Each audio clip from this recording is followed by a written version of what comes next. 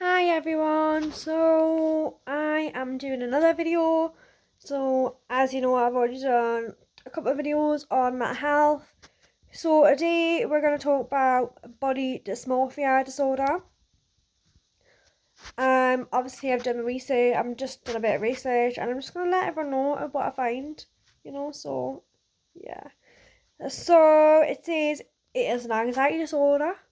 So there are lots of anxiety disorders, and this is another one which, I didn't really think of it as an anxiety disorder, but it makes sense. So obviously, this is all about your body image, and anyone can really suffer with body dysmorphia.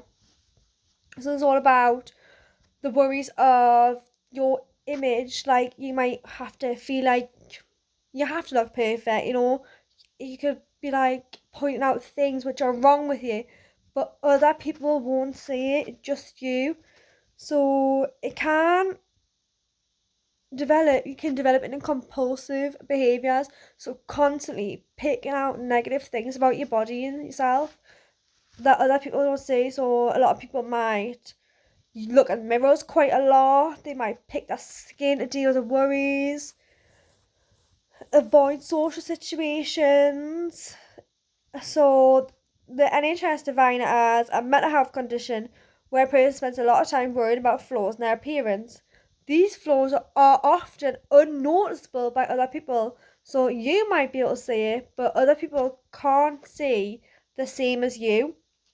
It does say though that it is most common in teenager and young adults, and I do think this is because I haven't done my research on this, but I think it is because when you come to the teenage years, you have your hormones affecting your brain, you're going through puberty, your body's starting to change, and I think a lot of people struggle to deal with that change. Or I think that is the reason why it is more common in children, teenagers and young people. So a lot of people it says yeah, you might have body dysmorphia if you have a worry a lot about your specific area of your body. So it could be your face. It says if you spend a lot of time comparing yourself with other people and media, that's another thing, and the television, and seeing all these perfect images can make things more difficult, can make you develop this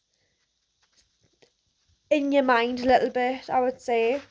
So looking at yourselves a lot in the mirror, or you also, some people might avoid the mirror. You might not want to see your image.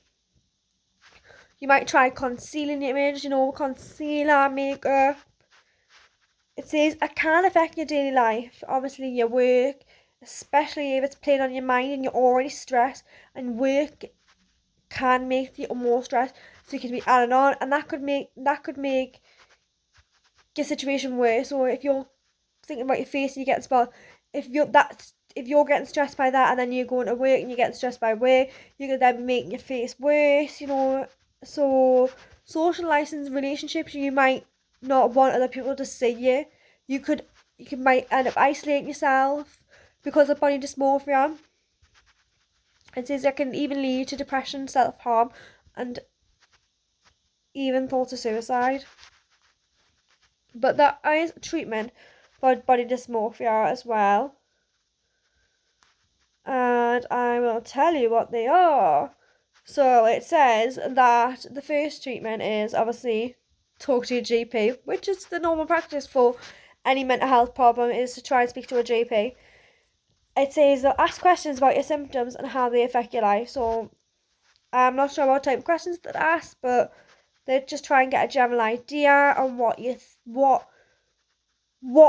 see, the version of you see, because they might not see it, but you can.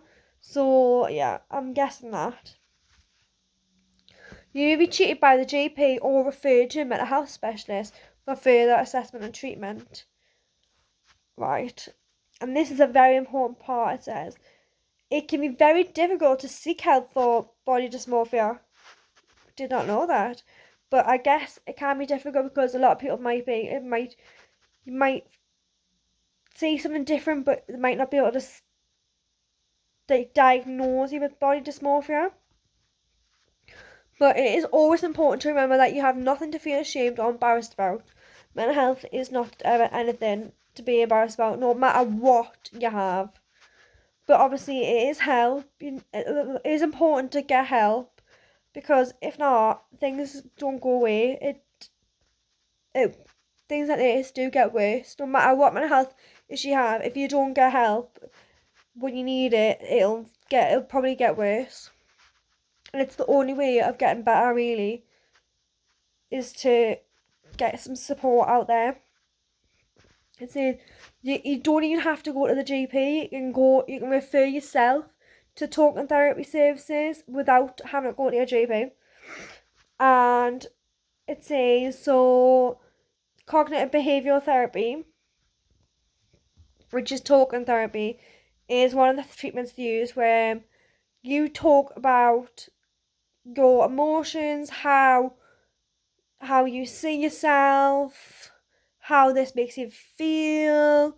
They'll talk about your daily life, how that's affecting you, how it's like affecting your social life, how it's affecting your relationship. Or it also said you might get an antidepressant medicine. So that is selective serotonin reuptake inhibitor. I'm not sure how you say that, but it says SSRI. And it says if your symptoms are more severe or other treatments do not work, you should be offered cognitive behavioural therapies with antidepressant. So this tells you a bit more. So the cognitive behavioural therapy will be changing the way you think and behave. It learns what your triggers are and teaches you different ways of thinking about it and dealing with your habits. So it usually involves a technique known as exposure and response prevention. So that's talking about your daily life, talking about how it makes it feel, seeing how it all works. And then obviously you have your antidepressants, which you can may take up to 12 weeks for your antidepressants to start working. It says there are side effects. Your doctors will have to keep a close eye on you. And if you haven't had symptoms for 6 to 12 months, you're taken off antidepressants by slowly the dose will slowly go down. Medicine should only be suggested after you've seen a psychiatrist and have been offered therapy. So unfortunately, it's not an easy fix of you might have body dysmorphia. You can't just get antidepressants. You have to have the therapy and see a psychiatrist before they even talk about antidepressants. But it says here, if CBT and the antidepressants have not improved after 12 weeks, you can be prescribed a different type of antidepressant called clomipramine. I'm not sure if that's how you say it. But it says if you do not see improvements in some mental health clinic or hospital that specialises in body dysmorphia will maybe look at you, and they're doing more in-depth assessment of body dysmorphia. So yeah, and lastly, we've got 2 bits to go. So there are actually causes of body dysmorphia. So genetics. You're more likely to have body dysmorphia if you have a relative with the same condition or OCD or depression, if you have a chemical imbalance in the brain or a traumatic event, if you've been teased or bullied at school. There obviously are support groups, which I will link down below. There is the Body Dysmorphia Foundation, Anxiety UK, OCD UK, and it says obviously as again, practicing mindfulness, it'll help you feel better when you're feeling low.